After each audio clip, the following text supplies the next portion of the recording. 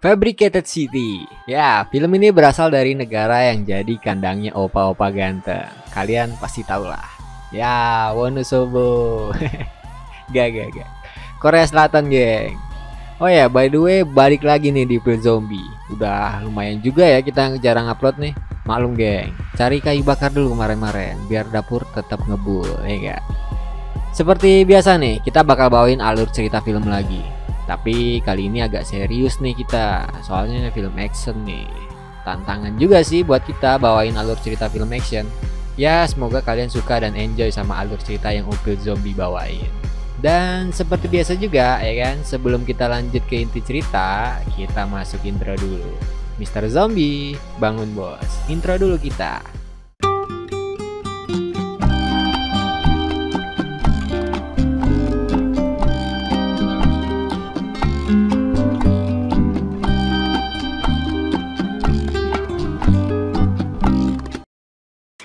Film dimulai dengan aksi seru oleh sekelompok tim yang kayaknya ini tuh sebuah tim elit gitu. Tim ini digambarin lagi nyerang target mereka di sebuah tempat. Pokoknya di sini seru banget sih, dari mulai penerjunan personil ya kan sampai baku tembak yang terjadi. Nah, anggota tim elit ini digambarin juga punya tugas atau keahlian masing-masing. Kayak si sniper ini nih. Terus ini Recon. Dan ini nih, kayaknya sih dia jagoannya nih atau kapten timnya lah. Ganteng cuy, kayak Maman tuh lihat. Nah, yang berewokan ini beda nih kayak yang lain. Yang lain kan pada jago nembak ya kan, berani gitulah pokoknya. Nah, yang ini kebalikan dari itu semua. Si Om Bewok ini malah kayak jadi penghambat di tim mereka. Sampai-sampai si ganteng ini harus repot-repot nyelamatin dia dulu sebelum lanjutin misi. Dan sialnya, aksi itu malah bikin si ganteng ketembak dan harus tewas di medan laga. Walaupun teman-temannya ini berhasil nuntasin misi. Beban memang nih orang kayaknya. Tapi aku kasih tahu nih geng, adegan tadi itu cuman gambaran sebuah aksi game aja nih. Mereka nih lagi main game ceritanya. Itu tadi sebuah gameplay aja dari gamers yang satu ini nih. Namanya adalah Kwon Yu. Dia kelihatan lagi nikmatin kemenangannya bareng teman-temannya nih. Tapi fakta menariknya adalah mereka tuh belum pernah ketemu sama sekali. Jadi pertemanan mereka tuh cuman di in game aja lah. Dan setiap diajakin ketemu si Kwon Yu ini selalu alasan ini itu. Ya sibuk apalah. Padahal mah dia lagi bokeh aja. Tapi gengsi nomor satu ya kan. Contohnya kayak ini nih. Dia pamitan sama teman-temannya katanya ada telepon bisnis. Padahal mah yang nelfon nyokapnya. Ini ibunya nih. Nama ibunya aku kurang tahu ya. Kurang jelas juga, mungkin aku kurang fokus nih. Tapi yang pasti ibunya nih sayang banget sama si Kwon Yu ini. Nggak cerewet ke si Kwon Yu yang tiap hari kerjaannya di Gamenet terus. Atau karena faktor si Kwon Yu ini anak satu-satunya ya? Tapi nggak tahu lah ya. Nah, pada suatu hari ya kan, Kwon Yu nih yang lagi asik main gamenya tiba-tiba keganggu sama telepon yang bunyi di meja sebelahnya. Dan telepon itu dari pemilik HP tersebut. Yang ceritanya HP itu ketinggalan dan Kwon Yu dimintain tolong buat nganterin HP itu. Ntar dikasih imbalan. Tergiur sama imbalannya ya kan, Kwon Yu pun setuju buat nganterin itu HP. Sampailah dia tuh ke tempat pemilik HP.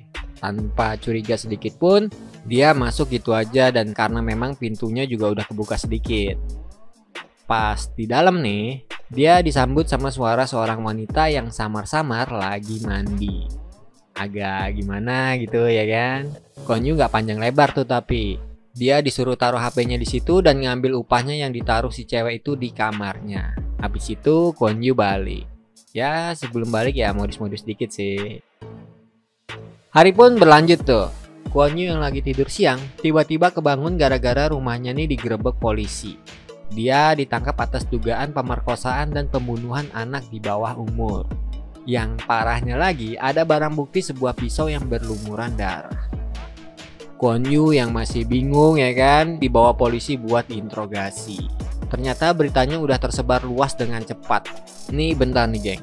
Ini memang polisi sana yang jago ya kan? Apa ada yang janggal nih? Soalnya cepet banget langsung nentuin si Kwon Yu jadi tersangka. Tapi ya kita lanjut dulu ya. Di ruang interogasi, Kwon Yu kaget yang mana barang bukti yang ditunjukin polisi-polisi tersebut ini terdapat sidik jari si Kwon Yu. Bahkan nih ya kan, dari tisu di TKP yang buat ngelap anu tuh ya kan, juga ada anunya si Kwon Yu. Kalian tau lah anunya maksudku ya kan.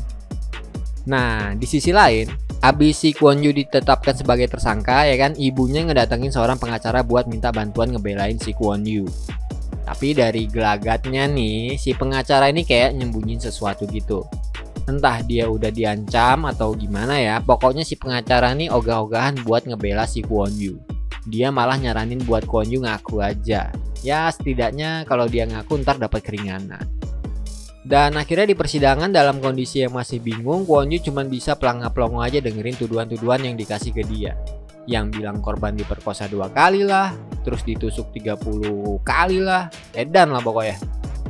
Nah, walaupun dia nggak mau ngaku, tapi bukti-bukti udah kuat banget, nggak ada alasan lagi buat dia menyangkal. Akhirnya dia dijatuhi hukuman seumur hidup. Dia dimasukin ke penjara kelas 1, alias penjara khusus buat para pembunuh nih. Di penjara dia bener-bener tertekan nih, harus ngelewatin masa tahanan bareng sama para pembunuh yang sangar-sangar. Dari hari pertama dia udah ngerasa kayak hidup di neraka. Dan semua dimulai waktu para tahanan nikmatin jam bebas mereka habis makan siang. Tiba-tiba aja nih Kwon Yu dipaksa oleh beberapa orang buat ngadep ke satu orang yang kayaknya dia nih pentolan di penjara itu. Yang intinya di sini Kwon Yu nih direndahin atas kasusnya yang nggak laki banget lah. Mereka bilang penjara ini nggak pantas buat penjahat cabul kayak Kwon Yu.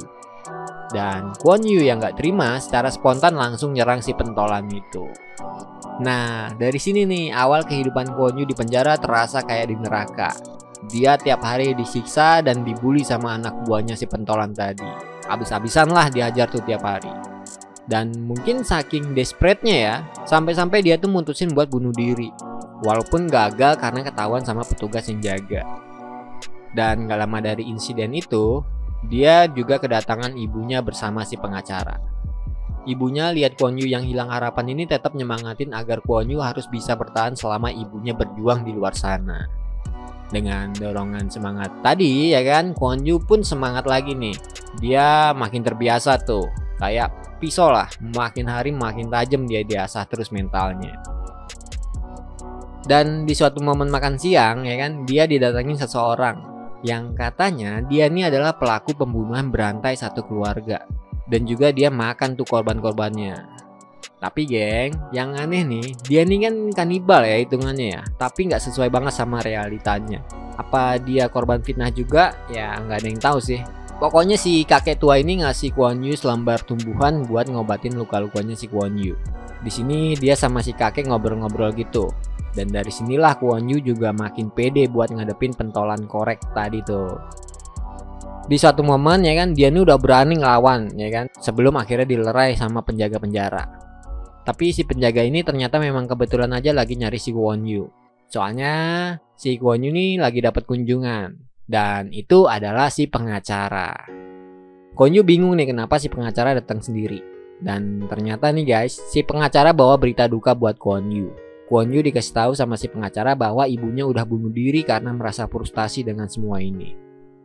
Kwon Yu jelas terpukul banget. Selama ini kan dia berusaha bertahan demi perjuangan ibunya ya kan, tapi ternyata malah ibunya sendiri yang gak kuat. Dan parahnya lagi dia gak diizinin buat datang ke pemakamannya ibunya. Besoknya pentolan CS yang masih gak terima atas insiden kemarin bikin ulah lagi nih. Mereka bikin sebuah keributan untuk mengalihkan perhatian penjaga. Nah di momen inilah si pentolan nyamperin si Kwon Yu yang lagi di titik lemah. Dengan sebuah pisau dia berusaha nikam Kwon Yu. Tapi Kwon Yu yang mungkin udah ngira bakal terjadi ya hal-hal kayak gini, dia langsung balik badan dan langsung nyerang si pentolan yang mana akhirnya si pentolan ngalamin luka parah di bagian muka. Dan seorang sipir yang lihat ini langsung nodongin pistol ke Kwon Yu. Tapi tiba-tiba juga Kwon Yu malah nusuk dirinya sendiri pakai pisau tadi. Mereka pun dibawa ambulan buat mendapatkan pertolongan medis. Nah, nih geng.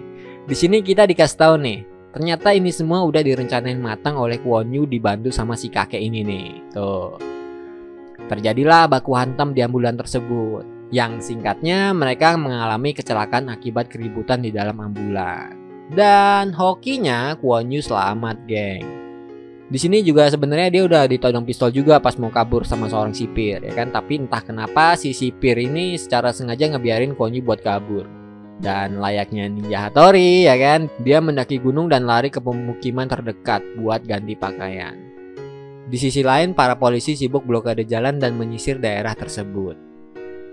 Dan di tengah pelariannya nih, kebetulan Kwon Yu ketemu sama sepasang turis yang mobilnya mogok. Singkatnya, abis mobilnya dibenerin Kwon Yu, dia pun diberi tumpangan. Dan saking baiknya juga ya kan, dia ngasih kunci mobil itu ke Kwon Yu selama dia pergi. Tapi guys, ceritanya kita lanjut di part 2 ya. Linknya aku pin di komen nanti. Soalnya biar nggak kepanjangan durasinya. Bahaya cuy. Ya wes, cus.